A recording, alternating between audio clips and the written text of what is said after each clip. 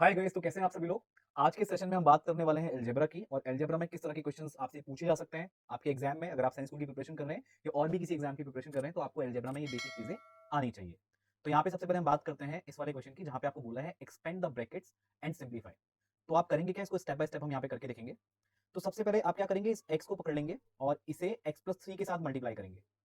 उसके बाद ये +1 आप यहाँ पे लिख देंगे, और उसके बाद x+3 को इस 1 के साथ भी मल्टीप्लाई करेंगे। तो जब आप x को x के साथ मल्टीप्लाई करेंगे, then you will get x into x plus x into 3, जिसको आप 3x लिख सकते हैं। फिर 1 को x के साथ मल्टीप्लाई मल्टीप्लाई करेंगे तो आपको x मिलेगा, और 1 को 3 के साथ मल्टीप्लाई करेंगे यू विल गेट 3।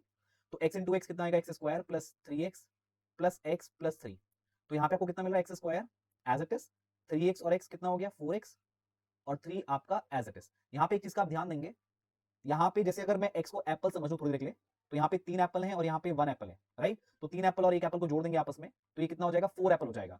तो अगर आपके पास सेम टाइप के वेरिएबल हैं तो आप इस तरह से उसको ऐड कर सकते हैं। I hope you got this. तो पहला क्वेश्चन हमने कर लिया। अब बात करते हैं दूसरे क्वेश्चन की।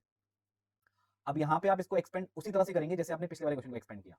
तो यहाँ पे x को एज इट इज लिखेंगे और इसको x-2 के साथ मल्टीप्लाई करेंगे, फिर ये प्लस का 5, फिर इसे भी x-2 के साथ मल्टीप्लाई करेंगे।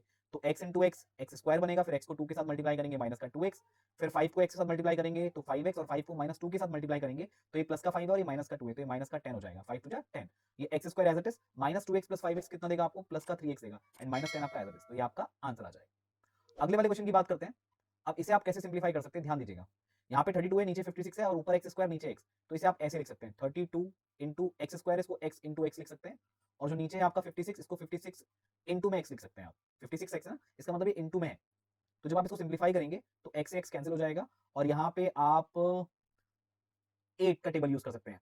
8 4 जा 32, 8 7 जा 56। आप होने को 2 का टेबल भी यूज कर सकते हैं, 4 का टेबल भी यूज कर सकते हैं, लेकिन अगर आप एक बड़ा टेबल यहाँ पे यूज करते हैं जिससे ऊपर नीचे आपका अच्छे से सिंप्लीफाई हो जाए और कम से कम आपको काटना पड़े, तो आप बड़े से बड़ा टेबल यहाँ पे यूज करके अपनी कैलकुलेशन को सिंप्लीफाई कर सकते हैं। तो ऊपर कितना बचा आपका 4x, नीचे आपका 7। तो ये आपका आंसर है।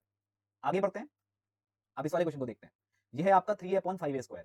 तो इसको आप क्या लिख सकते हैं, 3 इंटू ए, और अपॉन में 5 इंटू ए इंटू ए। तो आपका यहाँ पे ए से ए कैंसिल, और ये आपका ऊपर 3 बचा और नीचे आपका 5 इंटू ए, तो ये आपका 5 हो जाएगा। ये इसका सिंप्लीफाइड फॉर्म है। आगे बढ़ते हैं। अब इस क्वेश्चन को देखिए आप। तो यहाँ पे इसको आप क्या लिखेंगे, 8 इंटू ए इंटू बी इंटू बी, और अपॉन में कितना आ जाएगा, 12 इंटू ए इंटू बी। अब इसको आप सिंप्लीफाई कर लीजिए, तो ये कितना हो जाएगा, 4 2 जा 8, 4 3 जा 12। अब देखिए, ए से ए कैंसिल हो गया और एक बी से बी कैंसिल हो गया, तो ऊपर 2 बचा और बी बचा, तो 2b, नीचे आपका 3। तो 2b अपॉन 3 ये आपका राइट आंसर है। ओके गाइस, बाकी हम मिलेंगे नेक्स्ट सेशन में, और अगर आप 1-to-1 सेशन ज्वाइन करना चाहते हैं तो आप हमें इस गिवन नंबर पे कॉल कर सकते हैं, करेक्ट। तो अब हम मिलेंगे नेक्स्ट सेशन में। आज के सेशन में इतना ही। Thank you.